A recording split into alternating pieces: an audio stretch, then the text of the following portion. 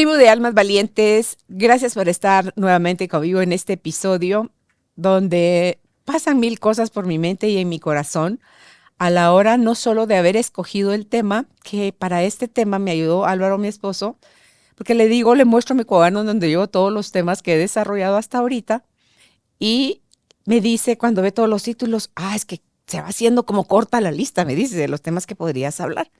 Pero ¿por qué no hablas sobre la adolescencia y la maternidad?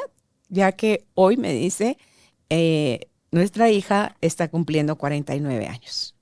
Entonces, pues sí, se me prende en el foco y un montón de ideas y un montón de pensamientos, sentimientos y situaciones que pasaron por mi mente y mi corazón a la hora de sentarme frente a la computadora y empezar a escribir sobre el tema, porque como he mencionado en otras oportunidades, nuestro cuerpo es un reservorio, sí, es el receptor de todos nuestros pensamientos, de todas nuestras creencias, de todos los patrones mentales, culturales, familiares que tenemos de nuestros ancestros, los propios, hasta lo que nos estamos imaginando y las expectativas. Todo eso está en nuestra memoria celular. Entonces, con solo sentarme en el día en que nuestra hija estaba cumpliendo el 49 años de edad, bueno, pues digo yo, sí, es un buen momento y es un lindo tema porque pasaron por mi mente cosas desde, obviamente, las edades tempranas en las que uno se puede desde la inmadurez, la irresponsabilidad, pero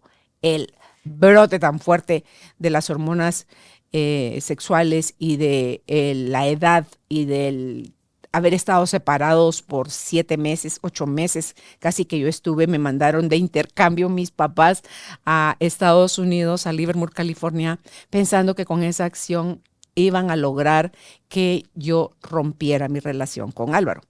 Recuerdo que antes de irme de viaje, mi papá me llamó aparte y me dio todo un sermón y me dijo que uno no debía ser como los cerdos. Yo así como así, que los cerdos tienen la cabeza agachada y están viendo nada más el pedacito que tienen abajo, que uno debería poder alzar la mirada y darse permiso a ver las estrellas y soñar alto. Entonces, porque ya varios de mis hermanos, específicamente una hermana y dos hermanos, eh, habían embarazado a la novia, unos, y otra ya se había casado embarazada. Entonces mi papá, esa fue su forma que encontró de decirme, no cometas tú el mismo error. Tarde llegó su información.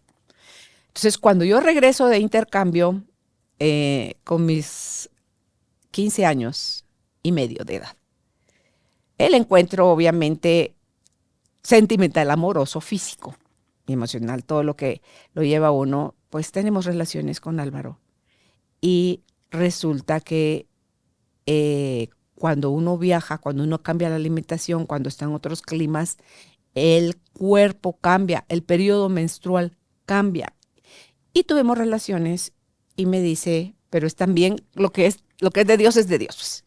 Entonces dice, bueno, lo bueno es que ya te va a venir. Y yo con mi cara así fresh le digo, no, es que eso me vino no sé qué fecha y se pone verde. Y me dice, no puede ser. ¿Qué pasó? Le digo, Carolina, ¿quedaste embarazada? Ay, como que exagerado. ¿Quedaste embarazada? Me dice.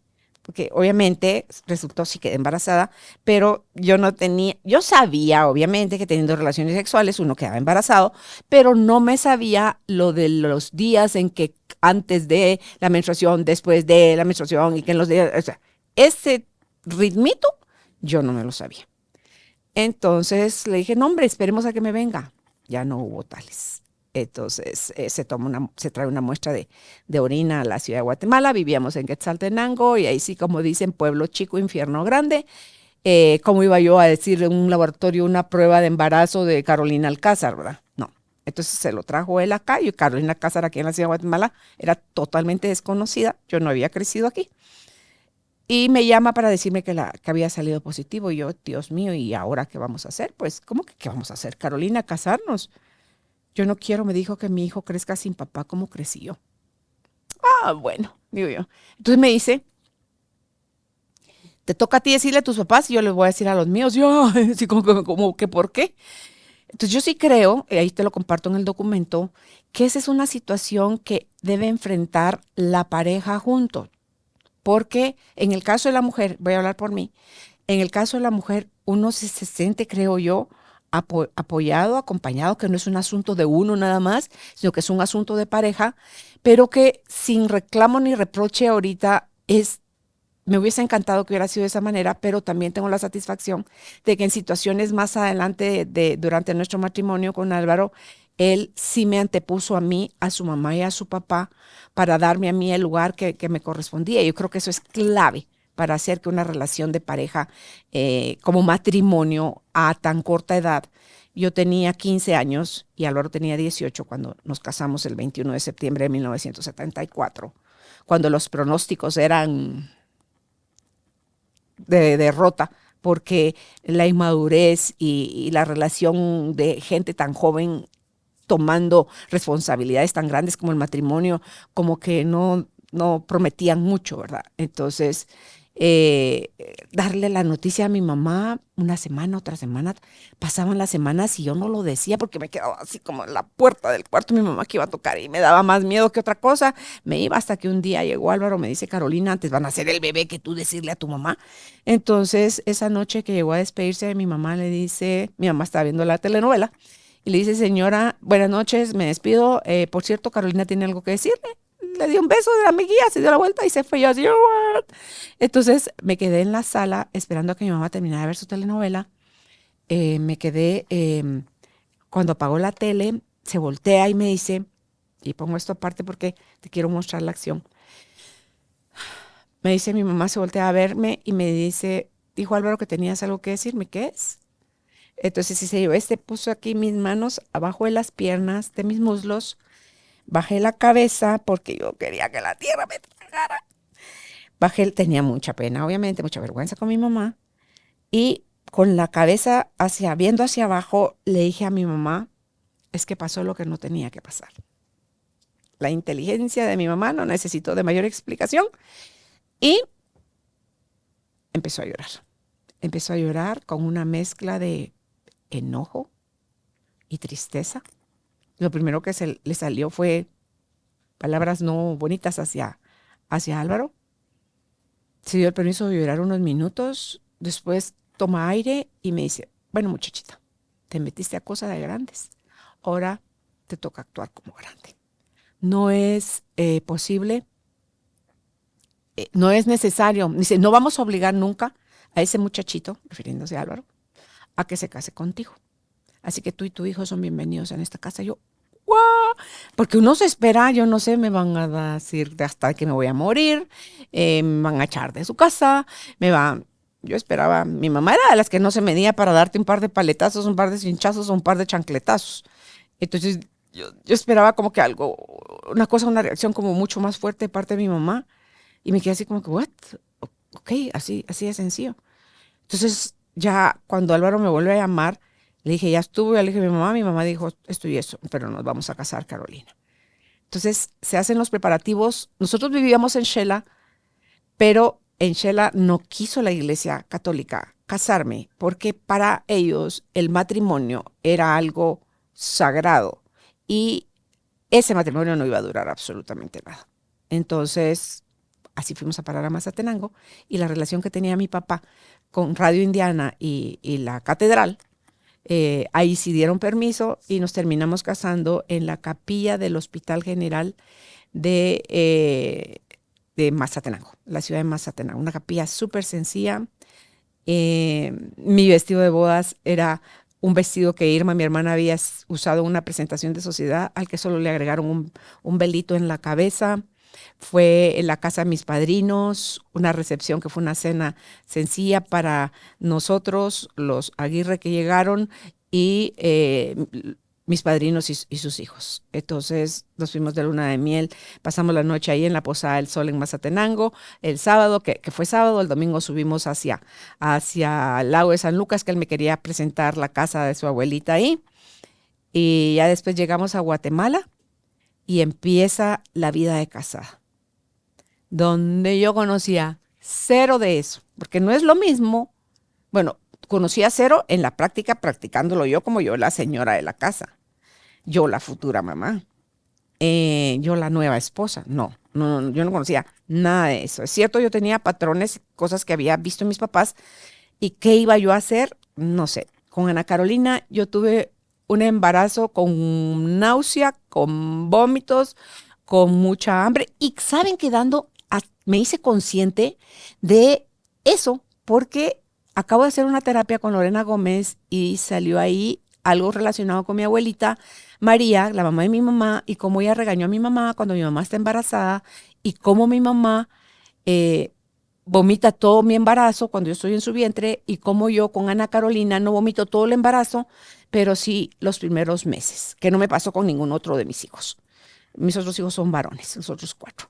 Entonces, digo yo, ¿será todo el regaño? ¿Será la indiferencia? ¿Será? Porque mi mamá eso fue todo lo que me dijo y a ella le tocó decirle a mi papá.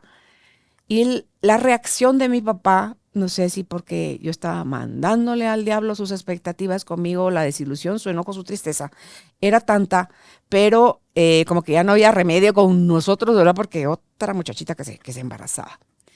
Entonces mi papá, que era muy parco para manifestar sus emociones, yo hubiese preferido que me dijera hasta de qué me iba a morir a la acción que él tomó, que fue ignorarme. La acción de mi papá hacia mí fue totalmente indiferencia y eso dolió y dolió profundamente y lo que me dolió más todavía años después es que yo seguí ese mismo patrón de él. Pude encontrar hace algunos años que yo tenía exactamente ese mismo modelo. Cuando yo quería lastimar a alguien, le aplicaba la ley del hielo. Hoy no hago eso. Hoy sí estoy encontrando que tengo diferencias con alguien, enfrento la situación, planteo mis dudas, hago mis comentarios, hago las preguntas que considere pertinentes a lo que estoy interpretando de la otra persona, pero busco resolver, no busco castigar, porque sabiendo lo que duele, lo repetí por años. Yo castigaba de esa manera también. Entonces tengo fotos de mi papá entregándome camino al altar, donde va con una cara de este largo. No me habló. No me habló hasta 6 meses que había nacido Ana Carolina. Porque la niña era, no es porque sea mi hija, pero era una niña preciosa que se ganaba, era muy dulce además y súper inteligente Ana Carolina. Se ganaba a la gente con una sonrisita, se echaba la bolsa y mi papá que quería pues tener acceso a la nieta, no podía si antes no tenía acceso conmigo otra vez. Entonces así fue como me devolvió la habla mi papá. Entonces vas mezclando todo eso.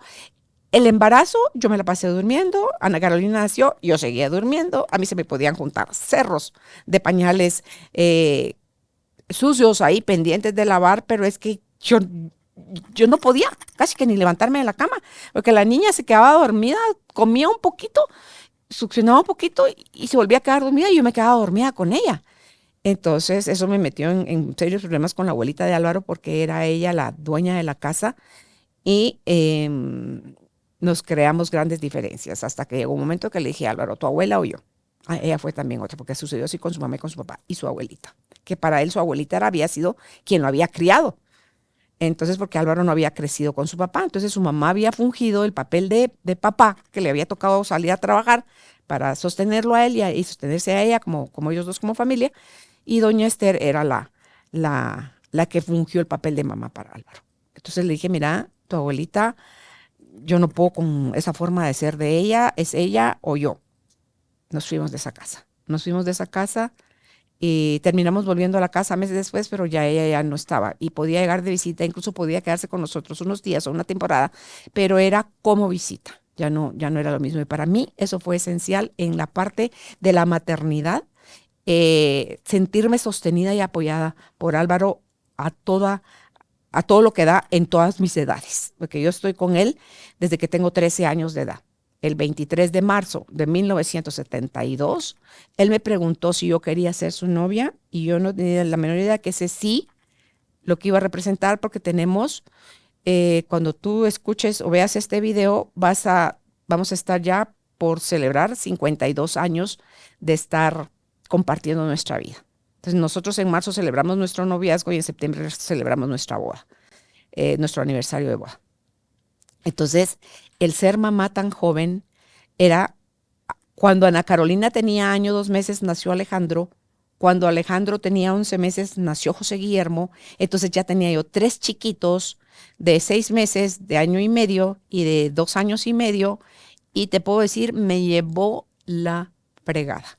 Aunque de las mayores ventajas que yo veía como haberme casado tan joven es que les decía yo a Judith y a Tatiana antes de empezar a grabar este video, es que ahí lo vas a ver en el documento, era para mí casarme a esa edad era como tener novio con derecho a todo.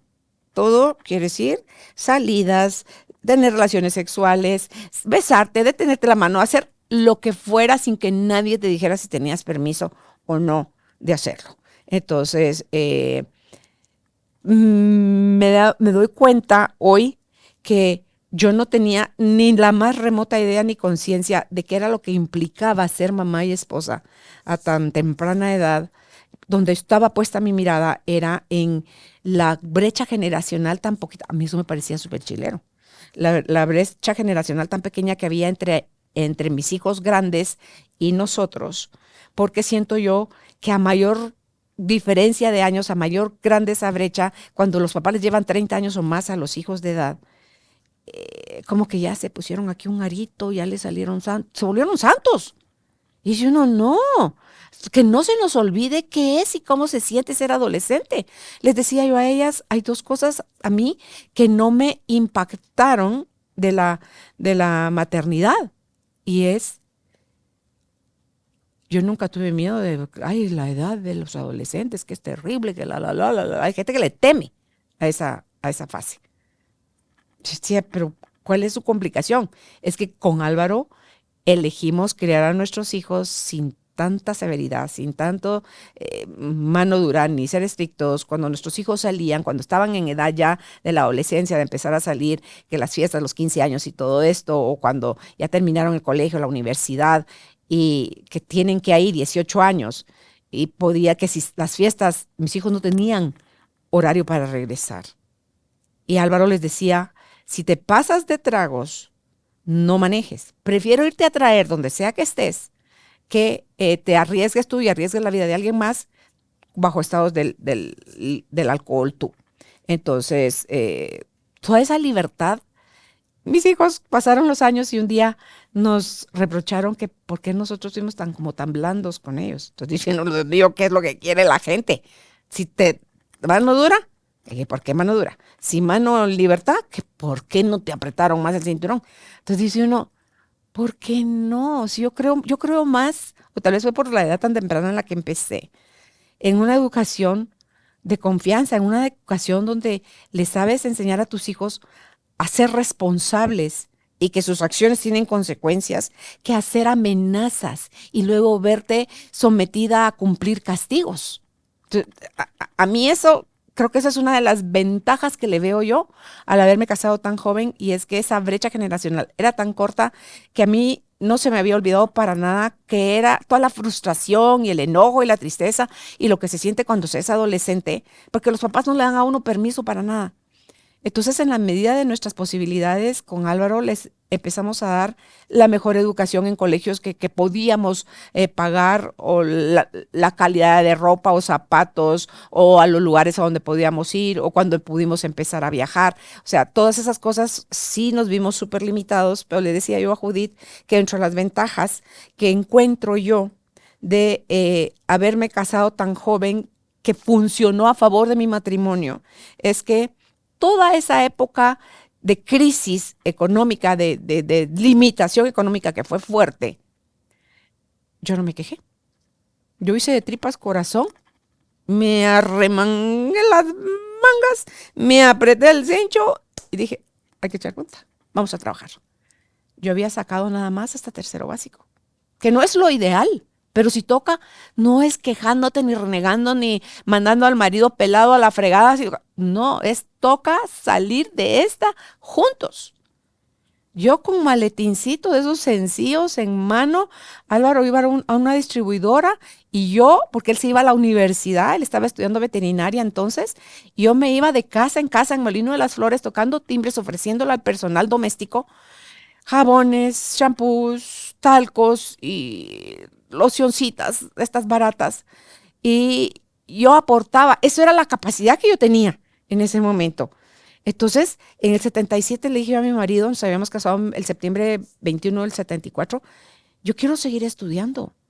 Y de esa cuenta investigué y mi primer año de los 3 años de perito en mercadotecnia y publicidad los hice en la nocturna y luego en la vespertina, porque a Álvaro no le gustaba que yo llegaba a las 9:00 y pico de la noche de estudiar, pero Sergio, mi hermano, que estudiaba conmigo en la nocturna, él vivía en la casa de mis papás en Vista Hermosa y cuando salíamos de estudiar de la zona 1, él agarraba por el periférico, me iba a dejar a Molino de las Flores y después se regresaba él para la casa de mis papás. Entonces, yo le agradezco a Sergio, mi hermano, eso, pero a Álvaro, a pesar de eso, no le gustaba que yo llegara a la hora que llegaba. Entonces, porque yo no estaba para acostar a los niños y por lo que fuera. Entonces, me paso a la jornada vespertina en el mismo lugar. Entonces, ya estudiaba de 2 de la tarde a 6 de la tarde. Me movía en autobús, yo no tenía carro, yo me movía en camioneta. Entonces, ¿y tú crees que a mí eso me hacía sentir vergüenza, chiquita, menos o incapaz? No, yo lo único que podía ver o a lo que mi corazón me mandaba era, yo necesito prepararme más, yo toda mi vida he sido curiosa, yo soy mucho autodidacta. Entonces, todo el tiempo leyendo, todo el tiempo haciendo cosas, todo el tiempo queriendo descubrir, saber, aprender. Toda mi vida he sido así, tal vez por eso aprendí a leer a los 4 años de edad. Entonces, les inculcaba también desde mi juventud y de mi inexperiencia, les inculcaba a mis hijos también eso, el que sean curiosos, el que no vayan como ovejas al matadero, que donde les diga a dónde va Vicente, a dónde va toda la gente. No, yo les decía, yo te valgo que tú cometas un error, que hagas una travesura, pero que fue idea tuya. Lo que no te voy a valer nunca es que alguien te dijo que hicieras y tú no pensaste las consecuencias y te metiste como borrego al matadero a repetir una tontera. Entonces, esas eran las cosas que, a pesar de mi juventud, yo tenía claro con qué decirles a mis hijos. Hoy puedo ver desde cuántas de mis heridas yo crié también a mis hijos, pero llegado el momento, hace también ya 15 años, 20 años, ya no sé ni cuántos, yo los llamé, tal vez 15, los llamé a la casa que vinieran y les dije, me está pasando esto y eso. Fue cuando empecé a trabajar mis heridas del abuso. Entonces les puse toda la verdad sobre la mesa. Lloré, yo podía sentir el dolor con el que yo los había lastimado, porque yo creo que esas de las reflexiones que te quiero dejar como un regalo de este episodio es que empezar tan pequeño, bueno, empezar a cualquier edad, sin haber hecho ningún proceso terapéutico y tú te metes a tener familia, a criar hijos, híjole, estamos altamente condenados a repetir los patrones. De todo aquello que nos dolió, lo vamos a terminar haciendo muchas veces con el mismo dolor que nos lo hicieron, con ese mismo dolor lo vamos a repetir. Entonces, hoy que yo puedo ver todas esas diferencias y te puedo decir algunas ventajas que le encuentro al haber sido mamá joven, que no es lo ideal. Todavía hablaba con uno de mis nietos hace pocos días y me decía, ¿tú repetirías? Fue con Sebastián. Me dice, Sebastián tiene ahorita 23 años, tiene el Sebas. Se gradúa este año de ingeniero, va a salir este año de ingeniero. Y me dice, ¿tú repetirías lo mismo en tu vida, Nina? Entonces le dije, mira, estábamos hablando de cosas de la familia, entonces le dije, mira, Sebas, sí, no me casaría probablemente de 15 años, sí a los 25, a lo mejor se me antoja esa edad, a los 25, porque estábamos hablando de la paternidad y él dice que no se ve siendo papá antes de los 30. Entonces, pero incluyendo mis errores, le dije, no los modificaría porque eso, mis aciertos y mis errores son los que me tienen hoy donde estoy haciendo lo que hago y sintiendo lo que siento, teniendo este deseo amoroso hacia mí y hacia reconciliarme con mi historia y hacia tener las cosas más claras y vivir lo que me quede de vida desde otro espacio.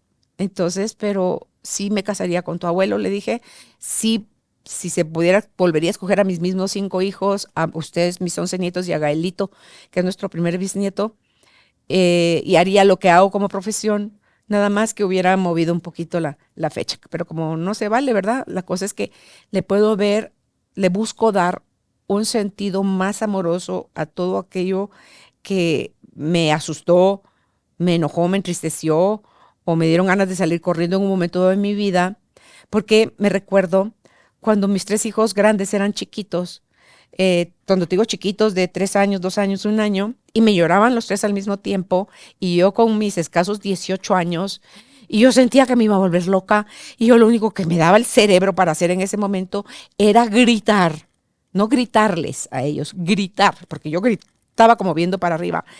¡Ya cállense! ¡Puc! Se callaban, pero se callaban de plano. Esta señora se volvió loca. Pero obviamente mi grito les debe haber asustado, pero yo sentía que me estaba enloqueciendo, que yo no podía tener control sobre ellos.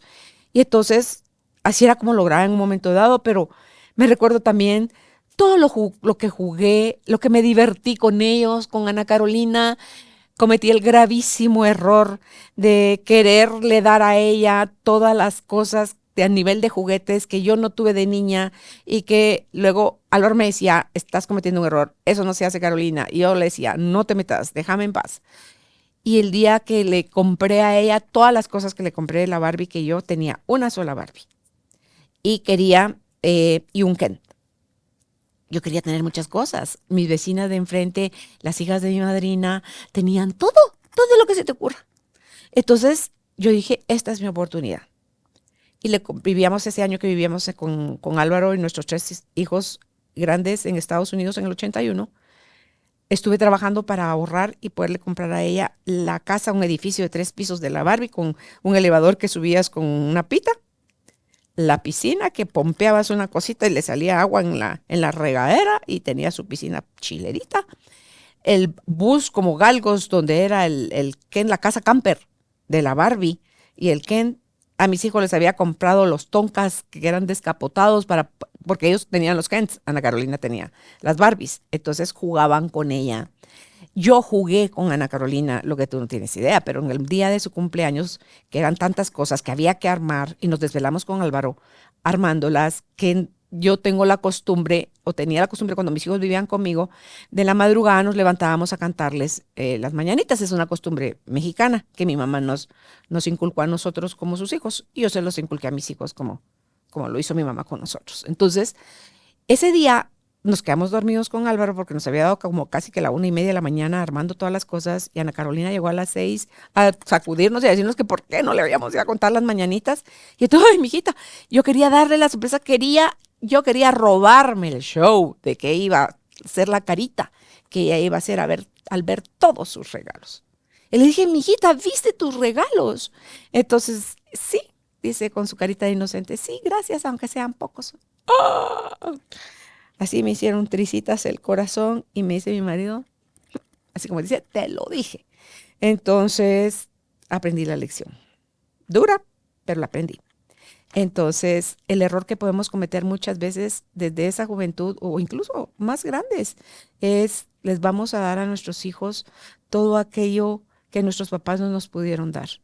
Y no es que sea malo.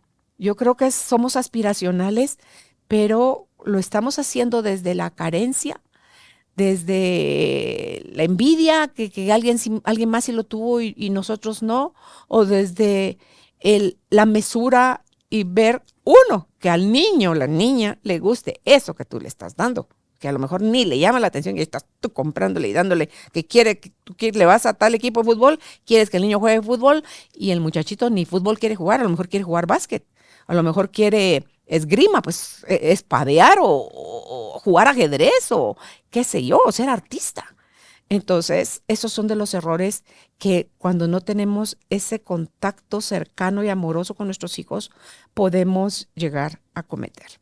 Entonces, la vida de los premios que creo yo que hemos tenido con Álvaro en esto de ser papás tan jóvenes y seguir juntos como pareja, después de casi 50 años de matrimonio, es donde vemos que nuestros hijos se hicieron, como ese es el miedo cuando uno está educando a los hijos, personas de bien, digo, pero acaso son personas de mal, que eso es algo que desaparece totalmente en tu rol como abuelo. Se desaparece eso de hacer a los demás personas de bien. Es, te das cuenta de cuánta limitación te pusiste tú como papá por miedo a cometer un error y que se conviertan en personas de mal, porque ya personas de bien son. Entonces, eh, pones tu mirada más en exigencia y ver que no cometan errores, que hagan las cosas bien, en lugar de poner tu corazón, tu tiempo y tu paciencia al respeto, al enseñar con amor, al enseñar con el ejemplo, a acompañar, a contener y no a exigir y a llenarte tú tu cabeza de expectativas que después vienes y les tiras a los hijos como que me desilusionas, perdona, pero ¿para qué te ilusionaste? O sea, si esas son tus expectativas, ¿por qué no me ayudas a descubrir las mías? Si yo fuera un hijo ahorita, le diría a mis papás, un hijo libre con papás que se han educado emocionalmente hablando. ¿Qué podría hacer? Ahorita se me está pasando eso por la mente. No tengo la menor idea de qué quiero hacer o cómo lo quiero hacer. ¿Me podrías ayudar a encontrar en mí mi potencial? ¿Cómo podría yo crecer más desde tu mirada amorosa, no desde tu exigencia y de miedo a que yo fracase? Porque eso es de verdad, tristemente. Eso es lo que el de los mayores errores que cometemos. Entonces, de los regalos de haber sido mamá tan joven es haber sido igual abuela súper joven. Cuando Lizzie nació, que es nuestra nieta mayor, yo tenía 38 años y tenía 64 cuando nació Gael, nuestro primer bisnieto. Cuando las oportunidades que hemos tenido de viajar con nuestros hijos grandes, bueno, ya nuestro hijo menor desde 40, 42, ahorita cuando tú veas esto van a ser de 47, 48 y 49 años, mis tres hijos mayores. Entonces, cuando viajamos con ellos, creen que somos hermanos. Bueno, de Ana Carolina, la pobre sufría conmigo porque siempre en el colegio le dijeron que si éramos hermanas. Y no, decía ella muy enojada, es mi mamá. Entonces le digo, pero ¿por qué te enojas? Porque sos mi mamá. Entonces, bueno, todavía ahora le da risa, pero al día de hoy siguen creyendo que somos hermanas.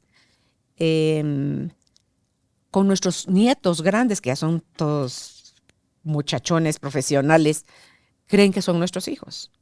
Entonces, esas son de las ventajas de todavía con Gael yo me puedo tirar al piso y jugar con él.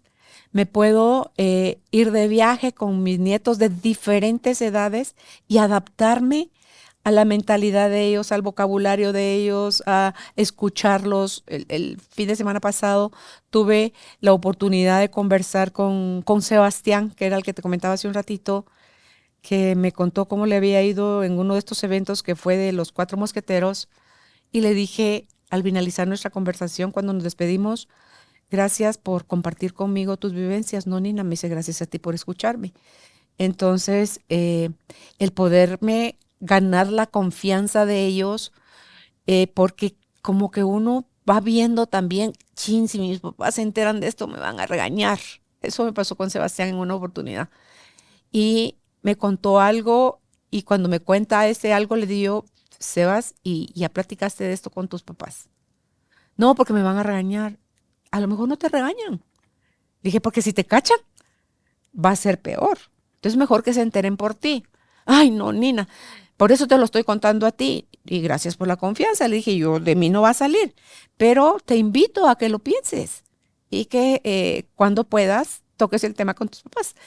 Y no lo toqué nunca yo con sus papás. No era nada así súper, ni la vida de él corría peligro, ni nada, ni cosa por el estilo, pero él encontró que si él se lo decía a sus papás lo iban a regañar. Entonces, ese tipo de relación, ese tipo de confianza, ese tipo de cercanía, es el que creo yo también que se logra, es una de las ventajas de tener uno su rol como mamá joven, su rol como abuela joven o como bisabuela joven. Entonces, No es lo recomendable empezar a tan tempranas edades esto.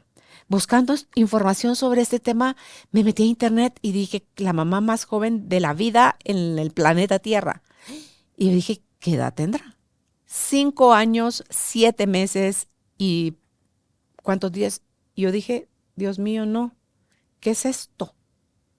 Mucha niña está siendo mamá porque hoy en día el desarrollo, o sea, hormonalmente hablando, las niñas están empezando a desarrollar a los 6 años, a los 7 años. En mi época sí, el desarrollo temprano era a los 9 años de edad. Yo desarrollé a días de cumplir 12, pero tengo una hermana que desarrolló después de los 15.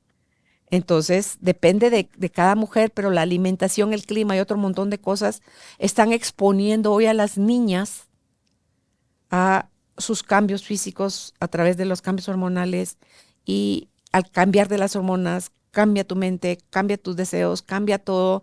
Y entonces, si tú no vienes con una base sólida, vas a arriesgarte, tú como individuo o tú como papá, estás poniendo en riesgo a tus hijos cuando no tienes con ellos este tipo de conversaciones. Entonces, con este episodio yo te quiero invitar a ti, como abuelo o como papá, si estás cercano a niños o adolescentes que los ves ya alborotados, que los ves sufriendo, que están peleando con sus papás porque no les dan permiso, porque habla de las cosas por su nombre.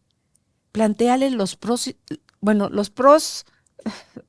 ¿Qué te garantiza a ti? Te puedes casar de 25, de 30, y ¿quién te garantiza a ti que ese matrimonio o esa maternidad va a prosperar tu embarazo? ¿Vas a tener una relación buena con ese hijo?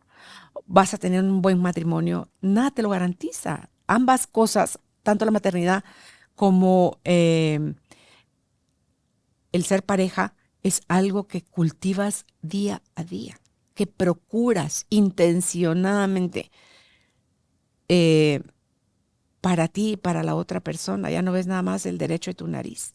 Entonces, ¿qué se me ocurre a mí dejarte como ejercicio en este episodio? Es, agarra un cuaderno, si eres de los que nunca suelta el celular y ahí es donde ves que está tu área más segura, pero no tener siquiera un lugar seguro. Yo puedo dejar mi cuaderno en mi mesita de noche, que Álvaro es incapaz de tocarlo. Y yo sé dónde tiene el de él y yo no lo toco tampoco, porque eso sería un atropello. O sea, de sanar estaríamos haciendo nada. Entonces, vacíate ahí, escribe, haz de cuenta que vas a escribir una novela de ti. Y lo puedes hacer el ejercicio en tercera persona o lo puedes hacer en primera persona. En primera persona es donde tu víctima interna va a salir al escenario, pero en dos monazos. Y si lo haces en tercera persona, puedes ver sin tanta emocionalidad lo que te ha tocado vivir. ¿Cómo es en tercera persona? Si yo estuviera escribiendo la vida de Carolina Alcázar en tercera persona, es: Carolina Alcázar nació en la ciudad de Mazatenango el 20 de enero de 1959. Ella es miembro de una familia de 8 hijos y bueno, ese es ¿cómo se llama? La forma de hacerlo en tercera persona. Cuando tú lo haces así, despersonalizas y no lo sufres, pero vas a poder ver de una manera más sobria, más neutra, aquellas cosas que todavía están pendientes de atenderse y resolverse de tu niñez y de tu adolescencia. ¿Y por qué te lo recomiendo? Porque si no lo haces, si no lo trabajas, vas a repetir los patrones en la crianza de tus hijos, en la crianza de tus nietos. Hoy en día también tristemente hay abuelitos sacando adelante a los nietos como que fuera la responsabilidad de ellos, cuando eso es algo que es tarea específica de papá y de mamá. Y más allá de si estás teniendo la oportunidad de criar a tus hijos tú solito o tú solita, es desde qué espacio lo quieres hacer. Por favor, hazte consciente que los hijos no vienen a llenar ningún vacío nuestro, no tienen la responsabilidad ni la obligación de hacernos felices, eso es tarea nuestra. tu pareja tampoco es responsable, ni tampoco tú eres responsable de la felicidad de esa persona, ni esa persona de la tuya. Entonces, si quieres procurarte una vida que se encamine hacia una vejez, creo yo, con una mirada más sana, más proactiva a tu favor y a favor de tus descendientes, observa tu historia, sana aquello que está en tus manos corregir para que puedas reinterpretar la historia. Eh, Honra a tu papá y a tu mamá, de manera que cuando a ti te toque ser papá, puedas hacerlo desde un espacio más transparente, más en paz, y puedas compartir con estos descendientes tuyos tu grandeza. Y como hago yo en mi proceso que hago todos los días cuando honro a mi papá y a mi mamá, es tomo de ustedes sus semillas de amor, sus semillas de luz y la sabiduría de sus aprendizajes, que es después de tomarla yo de mi papá, mi mamá, mis abuelos maternos, paternos, bisabuelos y tatarabuelos paternos y maternos, porque es en esos escalones que lo hago, y me baño porque hago el movimiento físico literalmente y me llevo las manos al corazón donde yo estoy recibiendo en gratitud eso de ellos. Y luego les pido y les digo, mi compromiso con ustedes es hacer lo mejor que pueda, y les pido bendigan mi vida, mi ser y mi estar en la tierra, y vean con buenos ojos que yo haga lo mejor que puedo con mi vida y mis acciones. Entonces después ya les doy la espalda porque es ver hacia la vida, es ir hacia adelante, y entonces ya repito el ejercicio con mis hijos, con mis nietos y ahora mi bisnieto, dándoles a ellos mis semillas de amor, mis semillas de luz y la sabiduría de mis aprendizajes, que es lo mejor que puedo hacer. Es mi compromiso con ellos de seguir yo haciéndome consciente de quién soy y para qué estoy en este plano físico. Entonces, que puedan tus descendientes, que puedas tú mismo, si estás empezando apenas en este rol de la maternidad, hacer el mejor papel que puedas. Y si estás lastimando, sánate. Sánate porque solo lastima a alguien que está herido. Cuando no estás herido, no hay necesidad siquiera de lastimar. Entonces, disfrútate en este proceso de descubrirte, en este proceso de sanarte, y vuelve a ti, a tu esencia, lo antes posible, que al final va a ser el mejor regalo y vas a poder cortar esos lazos de ir como que yo iba como Speedy González, queriéndome comer la vida con ansias porque todo lo estaba haciendo yo a edades súper tempranas. Entonces, eh, deseo para ti y para tus descendientes una adolescencia sana, cada cosa en su lugar, una adultez sana para que pueda llegarles en ese momento la maternidad y la paternidad. Así que me despido, perdón, dejándote todo mi cariño y deseando para ti en tu ser y en tu estar en la tierra muchísimas bendiciones. Hasta pronto.